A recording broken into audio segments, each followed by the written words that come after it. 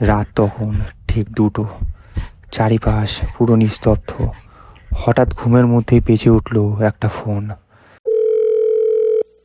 স্ক্রিনে ভেসে উঠল একটা অচেনা নম্বর। প্রথমবার ফোনটি কেটে দিলাম, কিন্তু ঠিক কয়েক মিনিট পর আবার ফোনটি বেজে উঠল। এবার ফোনটা ধরতেই ওপাশ থেকে ভেসে এলো এমন একটা কণ্ঠস্বর, যেটা শুনে আমার বুকের রক্ত হিম হয়ে গেল। কারণ ওই কণ্ঠটা আমার কাছে একদমই অপরিচিত ছিল না। আজ শোনাবো সেই রাতের ঘটনাটি, আর ফোনেও বা কার কণ্ঠ শুনেছিলাম সেটাও শোনাবো। ভিডিওটিকে লাইক করে চ্যানেলটিকে সাবস্ক্রাইব করে রাখুন। চলুন ঘটনাটি শুরু করা যাক। বছর আমার 29। কাজের সূত্রে কলকাতায় থাকি। একাই ভাড়া নেওয়া একটা ফ্ল্যাটে থাকি। কাজ শেষ করে যখন বাড়ি ফিরি তখন রাত 10টা বেজে যায়। বাড়ি এসে খাওয়া দাওয়া করে তাড়াতাড়ি ঘুমিয়ে পড়ি। মাঝে মাঝে কিছু এক্সট্রা ইনকাম করার জন্য আবার আমি ওভারটাইমও কাজ করি। আমি পুরোই একা থাকি।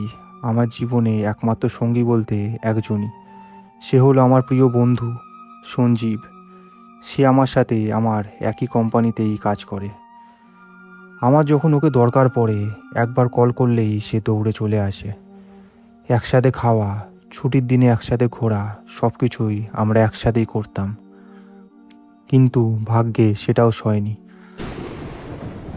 বছর 3 হয়ে গেছে, সেই সঞ্জীবের সঙ্গটাও আমার কাছ থেকে সরে গেছে। কি হলো সঞ্জীবের সাথে সেটা আমি আমাদের এই গল্পে শোনাবো আজকে।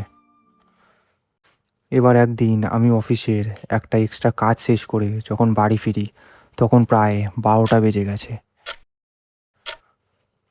কোনো ব্যাপার না, আমি তো এই এক্সট্রা কাজ করতে একেবারে অভ্যস্ত। তবে কেন জানি না সেই দিনটায় শরীরটা অন্য দিনের থেকে অনেকটাই ক্লান্ত লাগছিল। শরীরে যেন কোনো শক্তি পাচ্ছি না। বাড়ি এসে সেই রাতে দরজা খুলতেও যেন আমার খুব কষ্ট হচ্ছে। তারপর যাই হোক কষ্ট করে ঘরে ঢুকলাম। খাবার বাইরে থেকে কিনে এনেছিলাম। অল্প কিছু খেয়ে শুতে যাচ্ছিলাম। ডিসেম্বর মাস, শীতকাল, চারিপাশ পুরো নিস্তব্ধ। কোথাও কোনো আওয়াজ শোনা যাচ্ছে না। তাড়াতাড়ি কম্বলটা নিলাম। হঠাৎ লক্ষ্য করলাম আমার খাটের নিচ থেকে কেমন একটা অদ্ভুত গন্ধ ভেসে আসছে। কিসের গন্ধ ঠিক বুঝতে পারবো না, কিন্তু এটা একটা যেন পুড়ে যাওয়ার মতো কোনো গন্ধ। গন্ধটা আস্তে আস্তে পুরো ঘরে ছড়িয়ে পড়ল। গন্ধটা এতটা তীব্র হয়ে উঠেছে যে আমি ঠিকমতো নিঃশ্বাসও নিতে পারছি না। গন্ধটা যাই হোক আগের থেকেও আরও বেড়ে উঠেছে। গন্ধটা যাই হোক আমি আগেও কোথাও একটা পেয়েছি। আমি তাড়াতাড়ি উঠে খাটের নিচটা দেখলাম। উফ, যাক, খাটের নিচে কিছু নেই।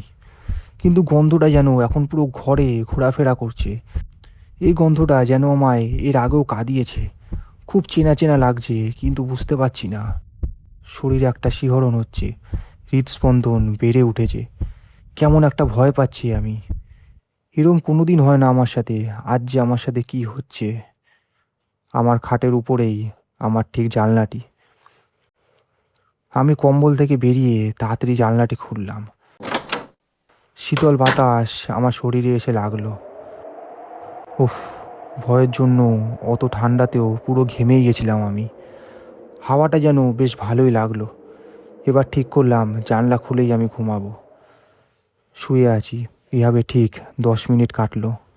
চোখে হালকা ঘুম আসতে কানে ভেসে আসলো একটি আওয়াজ। যেন আমার খুব কাছ থেকে সেই আওয়াজটি আসছে, একদম আমার পাশ থেকে। কিন্তু কিসের আওয়াজ? যখন আমার চোখটা খুললো, ঠিক জানলার বাইরে একটা কালো বিড়াল সে ডাকছে।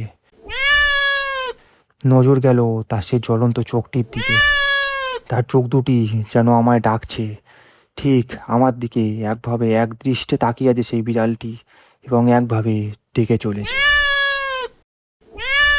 সত্যি যেন আমায় ডাকছে, আর সে যেন আমার ঘরে ঢুকে আসতে চাইছে। আর সারা ঘর জুড়ে সেই অদ্ভুত তীব্র গন্ধটা আরও আমার নাকে ভেসে আসছে। না, এ কি হচ্ছে আমার সাথে এগুলো? আমি প্রথমে বিড়ালটাকে তাড়ালাম। যা যা, সর ওখান থেকে। বিড়ালটি তো চলে গেল, কিন্তু এরপর যে কি আসতে চলেছে সেটা আমি আন্দাজও করিনি। এবার ঘুমানোর চেষ্টা করছি। এবার প্রায় সত্যি ঘুমিয়েই পড়েছিলাম। হঠাৎ মাথার পাশে রাখা ফোনটায় রিং হতে লাগলো। বিরক্ত হয়ে কেটে দিলাম, কিন্তু 2-3 মিনিট পর আবার বেজে উঠল। আর তার সাথে বিড়ালটির আওয়াজও আবার শুনতে পেলাম। সব মিলে যেন কোনো মায়াবী কিছু একটা হচ্ছে আমার সাথে আজকের রাতে। ফোনটাকে হাতে নিলাম, একটা আননোন নাম্বার। তবে নাম্বারটি আমার সেই ঘুম চোখেও খুব চেনা চেনা লাগছে। সময় নষ্ট না করে ফোনটা তুললাম। 2-3 বার বললাম, হ্যালো, হ্যালো, হ্যালো, কে বলছেন, হ্যালো। এবার সে শীতল কণ্ঠটা আমার কানে এলো। রনি, কেমন আছিস? এটা যেন আমার খুব কাছের আওয়াজ। এই আওয়াজটি যেন আমি বহু বছর ধরে শুনেছি। তারপর আমি বললাম, ভালো আছি, কিন্তু আপনি কে? ওদিক থেকে উত্তর এলো, কাছের বন্ধুকে ভুলে গেলি? আমার মাথা দিয়ে ঘাম ঝরতে শুরু করেছে এটা শোনার পর। আমার গায়ে কাঁটা দিচ্ছে, হৃদস্পন্দন অস্বাভাবিক বেড়ে উঠেছে। আমি জানি না আমি কি উত্তর দেব। আমি চুপ করে রইলাম। তখন উল্টো দিক থেকে আবার একটা উত্তর এলো। সঞ্জীব বলছি ভাই, ভুলে গেলি আমায়? আজকের দিনটা ভুলে গেলি বল? যে ঠিক 3 বছর আগে আজকের দিনটায় ফোনটা ধরতিস তুই, আজ তাহলে হয়তো আমিও তোর মতোই থাকতাম। আমি ভয়ে পুরো কেঁপে উঠলাম। কলটা তাড়াতাড়ি কেটে দিলাম আর ফোনটা বন্ধ করে দিলাম। তখন আমার মনে পড়ল, আজ তো 29শে জুলাই। আজকের রাতই তো সেই রাত, যেই রাতে 2:17 সঞ্জীবের অ্যাক্সিডেন্ট হয়েছিল। সে ব্যথায় যন্ত্রণায় ছটফট করতে করতে আমায় ফোন করেছিল তাকে বাঁচানোর জন্য, কিন্তু সেই রাতে আমি তার ফোনটি তুলিনি। আর আজকেই সেই দিন। আর হ্যাঁ, শুরুর সে পোড়া গন্ধটাও এবার আমি চিনতে পারলাম। সেটি আমার বন্ধু সঞ্জীবের সৎকার করার সময় সেই গন্ধটি আমার নাকে এসেছিল। এটাও ঠিক সেই গন্ধটাই। 3 বছর পর সঞ্জীব আমায় সেই দিনে তার কথা মনে করিয়ে দিল। সেই রাতে আর ঘুম আসলো না, সারা রাত জেগেই কাটালাম। কেমন লাগলো ঘটনাটি আমাকে কমেন্টে অবশ্যই জানান। ভিডিওটিতে একটি লাইক করে চ্যানেলটিকে সাবস্ক্রাইব করে রাখুন। আবার ফিরবো এরকমই একটা রোমাঞ্চকর ঘটনা নিয়ে। আপনাদের এরকম কোনো ঘটনা থাকলে আমাকে সেটি জানাতে পারেন।